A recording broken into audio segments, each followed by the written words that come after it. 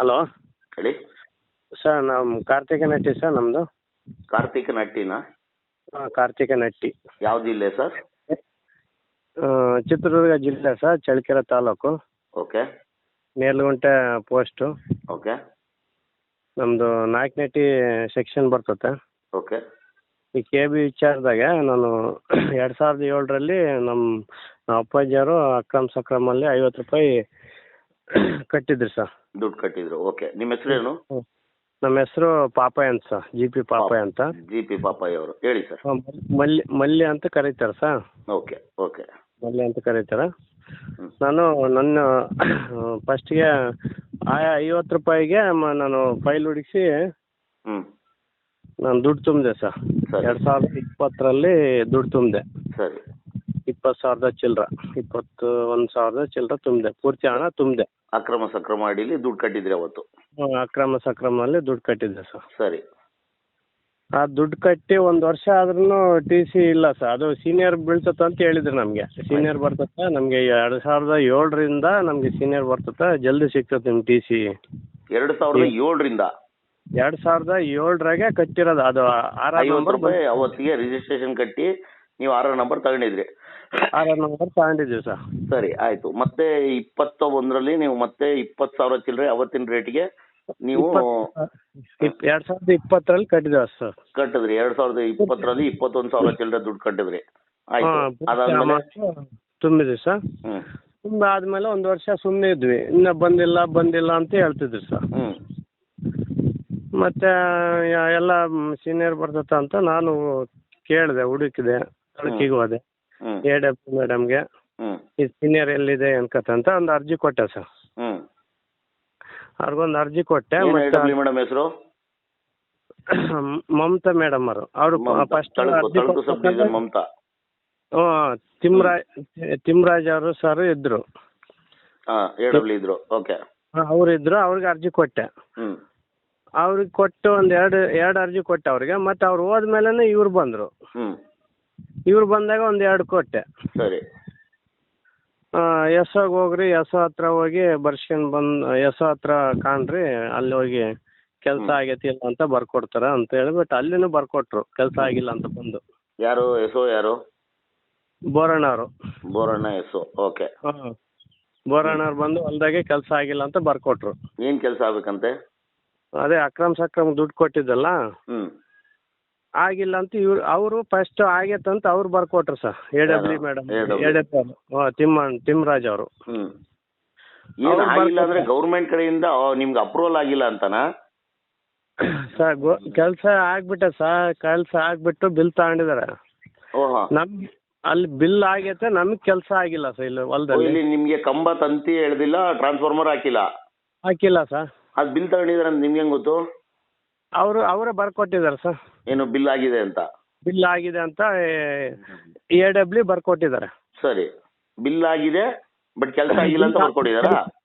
Bill ಆಗಿದೆ. ಮತ್ತೆ ನೀವು ಅಲ್ಲಿ ಹೋಗಿ ಎಸ್ಒಗೆ ಕಂಡು ಮತ್ತೆ ಅಲ್ಲಿ ಅವ್ರ ಹತ್ರ ಹೋಗ್ರಿ, ನಾವು ಹೇಳ್ತೀವಿ ಅಂತ ಹೇಳಿ ಅವ್ರಿಗೆ ಹೇಳಿದ್ರು. ಅವ್ರು ಮಾತಾಡಿದ್ರು. ಮತ್ತೆ ಎಸ್ಒ ಹತ್ರ ಹೋದೆ. ಮತ್ತೆ ಬಂದು ಇನ್ಸ್ಪೆಕ್ಷನ್ ಮಾಡಬೇಕು, ಹೊಲ್ದಾಗ ಬಂದು ಮಾಡಿ ಕೊಡ್ರಿ ಅಂತ ಅವರು AW ಅವ್ರು ಮಾತಾಡ್ಕೊಂಡು ಬಂದರು ಹೊಲ್ದಾಗ. ಸರಿ. ಬಂದು ಮತ್ತೆ ಕೆಲಸ ಆಗಿಲ್ಲ ಇಲ್ಲಿ ಬಂದರೆ. ಸರಿ. ಕೆಲಸ ಆಗಿಲ್ಲ. ನಮ್ಮ ಟಿ ಸಿ ಮತ್ತೆ ನಿಮ್ಮದು ಬಿಲ್ ಆಗೈತೆ ಮತ್ತೆ ಟಿ ಸಿ ಹಾಕಿಲ್ಲಲ್ವ ಅಂತ ಅವರು ಮಾತಾಡೋದಕ್ಕೆ ನನಗೆ ಇನ್ನೇನಾಯಿತು, ನಾನು ಈ ಥರ ಬಿಲ್ ಆಗಿದೆ ಅಂತ ನಮ್ಗೆ ಗೊತ್ತಾದಾಗೆ MDಗೆ ಹೋದೆ. MD ಹತ್ರ ನಾನೇ ಖುದ್ದೆ 2 ಸರಿ ಮಾತಾಡಿ ಬಂದೀನಿ ಸರ್. 3 ಸರಿ. ಯಾರು MD ಇದ್ದಿದ್ದು? ಬೆಂಗಳೂರು. ಅಲ್ಲಲ್ಲ, MD ಯಾರಿದ್ದು? ಮಾಂತೇಶ್ ಹುಳಿಗಿನಾ? ಅವ್ರ ಹೆಸರು ಗೊತ್ತಿಲ್ಲ ಸರ್. 2 ಸರಿ ನಾನೇ ಭೇಟಿ ಆಗಿ ಬಂದೆ ಸರ್. ಪಟ್ಟಿ ಹಾಕೊಂಡಿದ್ರಾ ನೆತ್ತಿ ಮೇಲೆ? ಹಣೆ ಮೇಲೆ ಪಟ್ಟಿ ಇತ್ತಾ? ಸೂಟ್ ಹಾಕೊಂಡಿದ್ರಾ?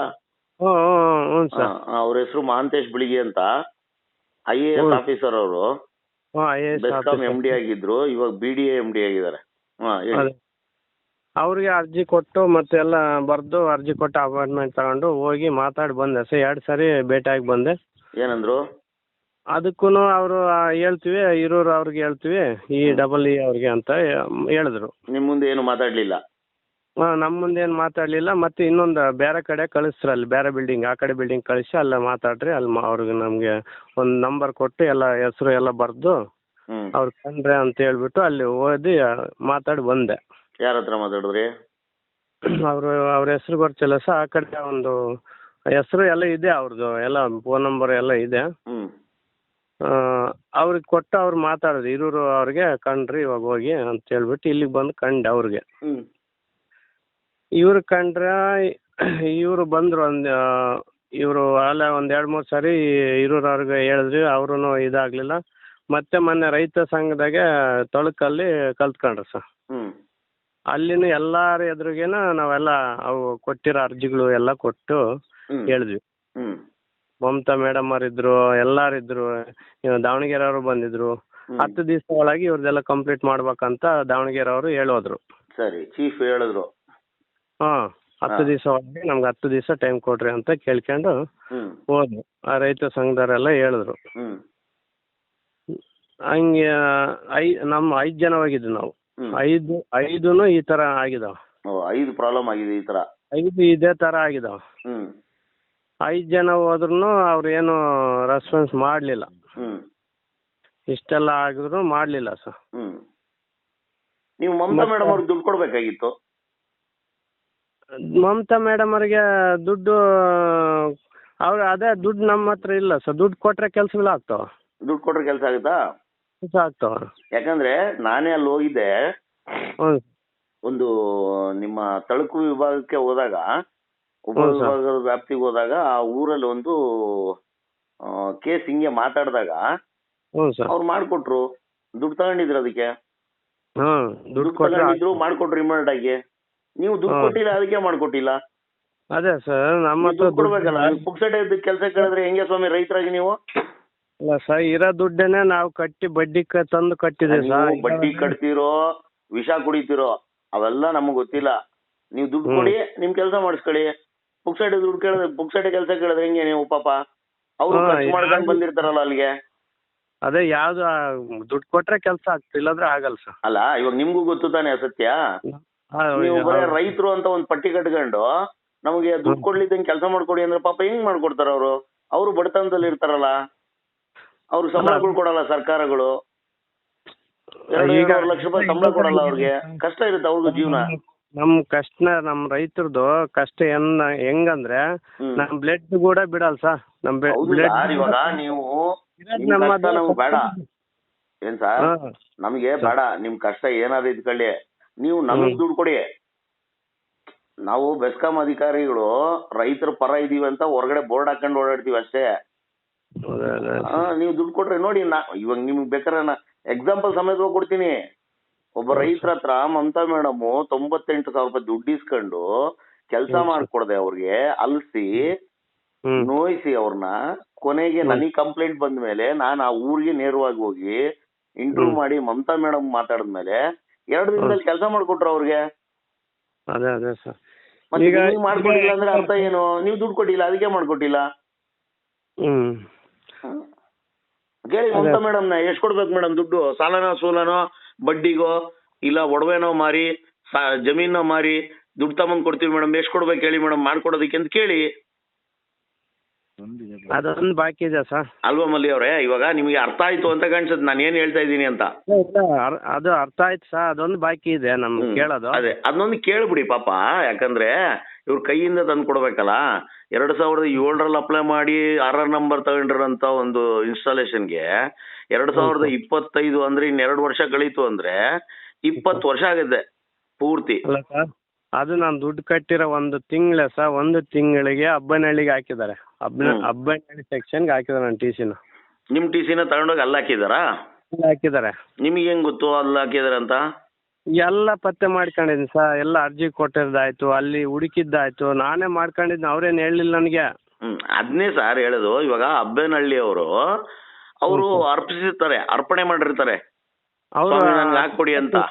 ಅಲ್ಲ, ದುಡ್ಡು ಕೊಟ್ಟಿದ್ದಾರೆ, ಹಾಕೊಟ್ಟಿದ್ದಾರೆ ಅಲ್ವಾ? ದುಡ್ಡು ಕೊಟ್ಟಿಲ್ಲ, ನೀವು ಗೌರ್ಮೆಂಟ್ ದುಡ್ಡು ಕಟ್ಬಿಟ್ಟು ಕೆಲಸ ಮಾಡ್ಕೊಡಿ ಅಂದ್ರೆ ಹೆಂಗಾಗತ್ತೆ? ಅದೇ ನಮ್ ತಗೊಂಡೋಗಿ ಅಬ್ಬನಹಳ್ಳಿಗೆ ಹಾಕಿದಾರೆ ಸರ್. ನನಗ್ ಬಂದಿರೋ ಇವಾಗ ಇರ್ಲಿ, ಇವಾಗ ನೋಡಿ ಯಾರು ಏನ್ ಮಾಡಿದ್ದಾರೆ, ನೀವು ಆಪಾದನೆ ಮಾಡ್ತಾ ಇದ್ದೀರೋ ಅಥವಾ ನಿಮ್ಮ ಹತ್ರ ಅವು ಬೇಕಾದಂತ ಪುರಾವೆಗಳು ಸಾಕ್ಷಿಗಳು ಇದೆಯೋ ಇಲ್ವೋ ನಮ್ಮ ಹತ್ರ ನಮ್ಗೆ ಗೊತ್ತಿಲ್ಲ. ಕರೆಕ್ಟಾ? ನೀವ್ ಹೇಳ್ತಾ ಇದ್ದೀರಾ ಒಪ್ಪನ.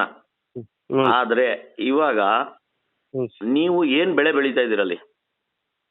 ನಾವ್ ಏನಿಲ್ಲ ಸರ್, ಬೀಳಿದೆ. ಯಾಕಂದ್ರೆ ಮಳೆ ಇಲ್ಲ, ಮಳೆಗಾಲ ಇದೆ. ಚಿತ್ರದುರ್ಗ ಜಿಲ್ಲೆ ಕರ್ನಾಟಕದ ಅತಿ ಹೆಚ್ಚು ಬರಡು ಪ್ರದೇಶ, ಬರಭೂಮಿ. ಸರ್ ಅಲ್ಲಿ ಇವಾಗ ನೀರಿನ ಸಮಸ್ಯೆ ಇದೆ ನಿಮ್ಗೆ. ಕರೆಕ್ಟಾ? ಸಮಸ್ಯೆ ಇದೆ ಸರ್. ರಾಜಕೀಯ ನಾಯಕರಿಗೂ ಅಲ್ಲಿ ನೀರ್ ತರಬೇಕನ್ನೋ ಉತ್ಸಾಹ ಇಲ್ಲ, ಮುತುವರ್ಜಿ ಇಲ್ಲ. ಸರ್ ನಾಯಕನಟ್ಟಿ ಅಂತ ಅಷ್ಟು ದೊಡ್ಡ ಕೆರೆಗೆ ನೀರ್ ಹರಿಸುವಂತ ಶಕ್ತಿ ಯಾವ ಒಬ್ಬ ರಾಜಕೀಯ ನಾಯಕನಿಗೂ ಇವತ್ತಿಗೂ ಆಗಿಲ್ಲ ಸರ್. ಅಷ್ಟು ದೊಡ್ಡ ಬೋರ್ವೆಲ್ಗಳಲ್ಲಿ ನೀರಿಲ್ಲ. ಇರೋ ನೀರ್ನ ಎತ್ಕೊಂಡು ಬಳಸ್ಕೊಂಡು ಬೆಳೆ ಬೆಳೆಯೋಣ ಅಂದ್ರೆ ಕರೆಂಟ್ ಇಲ್ಲ. ನಮ್ಮ ಹೊಲದಲ್ಲೇನೆ ಒಂದು 6ನೇ ಸರ್ವೆ ನಂಬರ್ ಅಲ್ಲಿ 20 ಬೋರ್ ಹಾಕ್ಸಿನಿ ಸರ್. ಇಲ್ಲಿ ನೀರ್ ಸಿಕ್ಕಿಲ್ಲ ಈ ಪ್ಲಾಟ್ ಅಲ್ಲಿ. ಇಡೀ ಗ್ರಾಮ ಹೇಳ್ತಾರೆ. ನಾನ್ ತಗೊಂಡೋಗಿ ಅಲ್ಲಿ ನಮ್ಮ ಮನೆ ನಾವು ಪಕ್ಕದಾಗ ಹಾಕಿದ್ ನಾನು. ನಮ್ಮ ಸರ್ವೆ ನಂಬರ್ ಅಲ್ಲೇ ಹಾಕಿರೋದು ನಾನು, ಗ್ರಾಮ ಠಾಣದಾಗ ಹಾಕಿಲ್ಲ.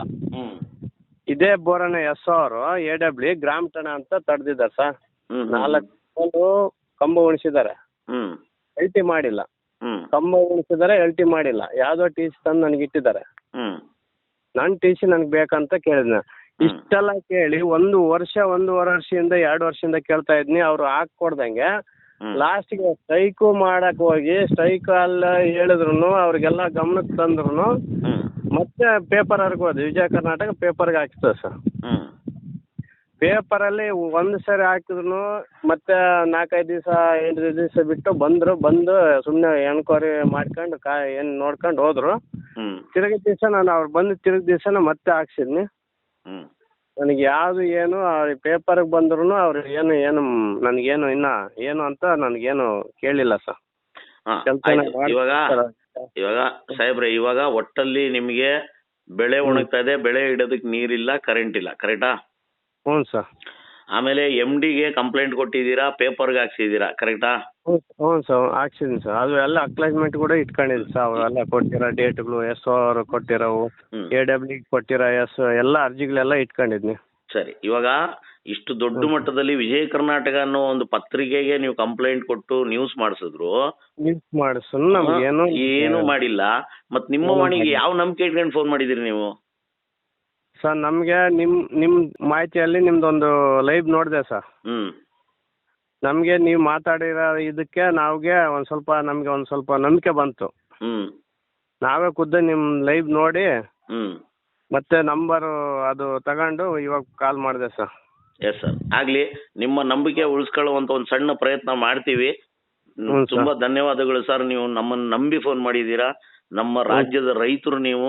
ನಿಮಗೆ ಸರ್ಕಾರಗಳಾಗಿರಬಹುದು ಅಥವಾ ಏನು ಅಧಿಕಾರಿ ವರ್ಗ ಇದೆಯಲ್ಲ, ಅದು ಸಪೋರ್ಟ್ ಮಾಡಬೇಕು.